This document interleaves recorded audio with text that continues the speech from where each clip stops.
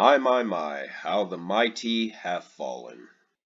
Things keep getting worse for Bandai Namco as they continue to screw over their fan base, in particular their anime fan base, with lackluster DLC and even worse lazy fighting games based on popular IPs in the medium. But before I get ahead of myself, let's start with their most recent major release, Bleach Rebirth of Souls, which within less than 1 month's time is now a dead game on PC. And a little over 1 month after its release, the game is now peaking at less than 400 players. So what did happen when Bleach Rebirth of Souls actually came out 1 month ago? Well, when the game released, it was quickly revealed that Bandai Namco botched the PC launch of the game. People were having all sorts of technical issues to get the game to even run, which resulted in abysmal reviews on Steam. This game was just getting blasted with negative review after negative review after negative review. And of course, that took its toll. The all-time peak for players on PC, on Steam, capped out at around just 6,700 players, which is not good. And then the numbers in the weeks following rapidly dropped from there. And there is no coming back from this. To make matters even worse, Bandai Namco launched the game without a ranked mode for online play, which also killed the game competitively. Not that it matters anyway, because the game itself just isn't a good fighting game in general. And the whole marketing of, oh, each character is, unique and different and has their own unique mechanic, all that shit turned out to be nothing but one gimmick after another. As far as sales numbers go, according to Gamealytic, the estimates are around 91,000 units. PlayTracker has them at 106.4 thousand units, and VG Insights has them at 159.5 thousand units, which of course, once again, is not good, and the game quickly fell out of the top 10, something I didn't think the game would be able to do, but I underestimated the stupidity of the Bleach fanbase, who blindly pre-ordered this game before it came out, and are now learning the hard way that you should not pre-order something that clearly looks like it's going to be mediocre. This game quickly fell out of the top 10 within its first week of release, and is now sitting at number 400 something in the top sellers list on Steam. And the game is hovering at around 65% for positive reviews. Now, some on the channel may be asking, are you still going to cover this game? Right now, I still intend to cover it, but only after there is a major price drop. So nothing's changed in the month following the last upload that I made on this game. And of course, to further add to the colossal failure of Bleach Rebirth of Souls, we have the Fanboy Brigade on Reddit, on the game's Reddit page. Ridiculous, naive people who continue to try and make positive takes on what's easily a very bad situation for this game and for Bandai Namco. Such as this person right here, who was responding to this person saying Naruto Storm 4 still has a very stable scene that is more active than this game, this Bleach game, after a decade of being on the market.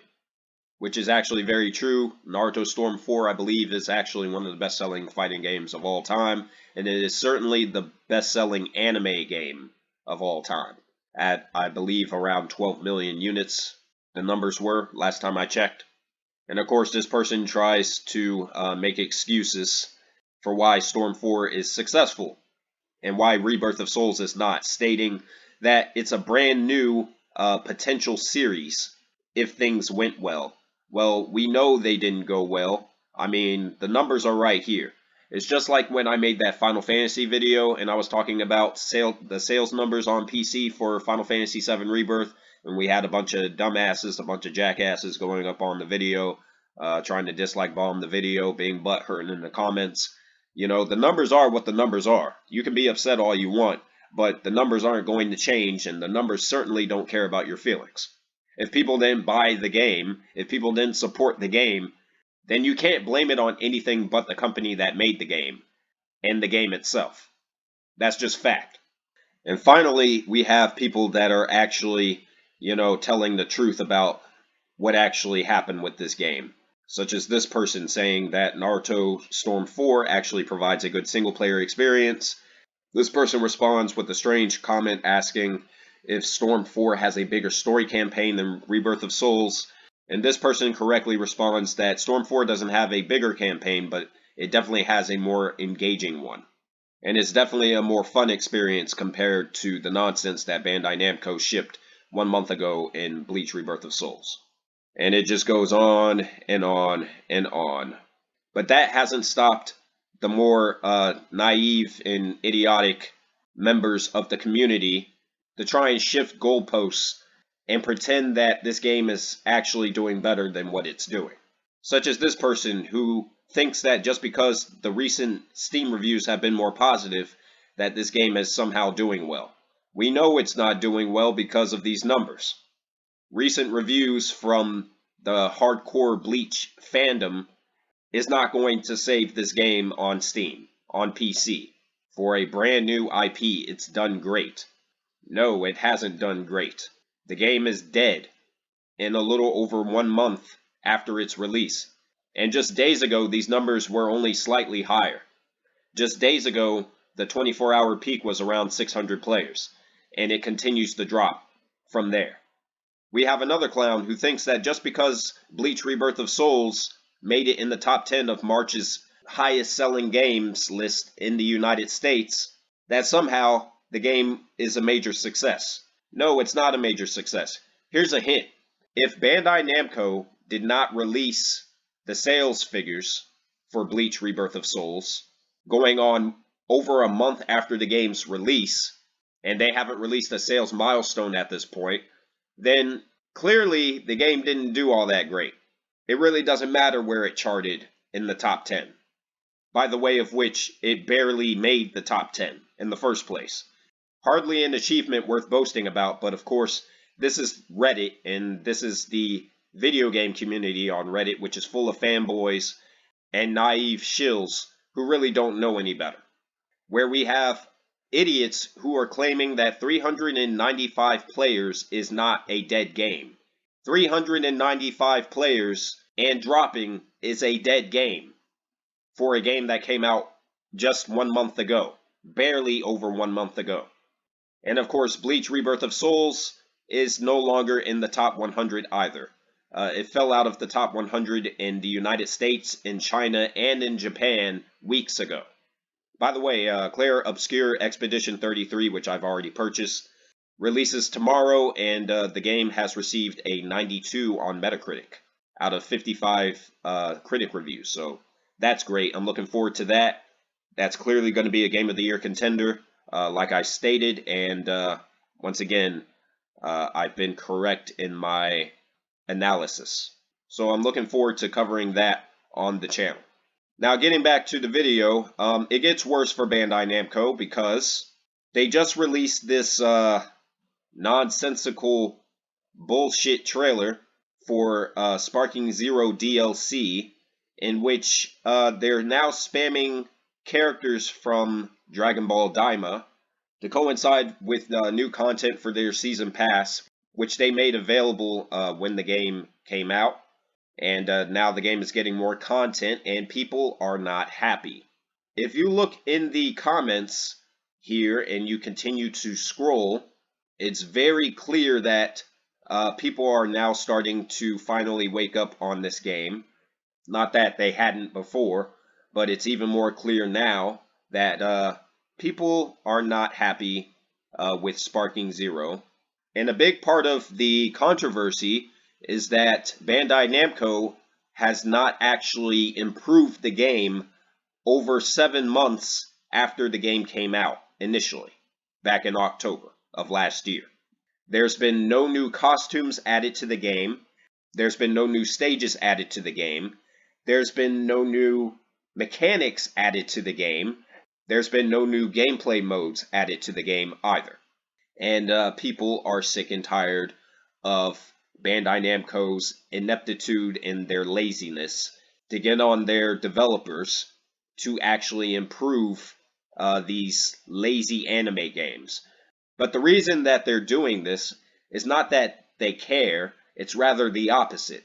They don't care. They've already made their money off of pre-orders and a stellar marketing campaign, and now they've just basically dipped from the scene entirely. And there is basically no hope that this game is going to be improved at this point.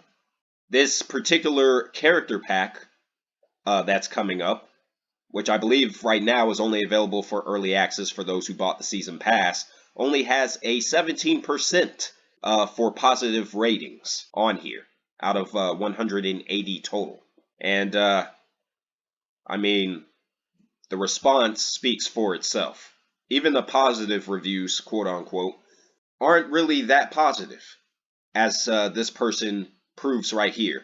I kinda like it. Still extremely lackluster if you aren't a die-hard fan. Well, in my view, it's kind of hard to be a die-hard fan of something that is only really, I guess, somewhat known in Japan. Dragon Ball Daima, I don't think, has an English localization for the show. And so the characters that they put in the game for this update don't have any English voices.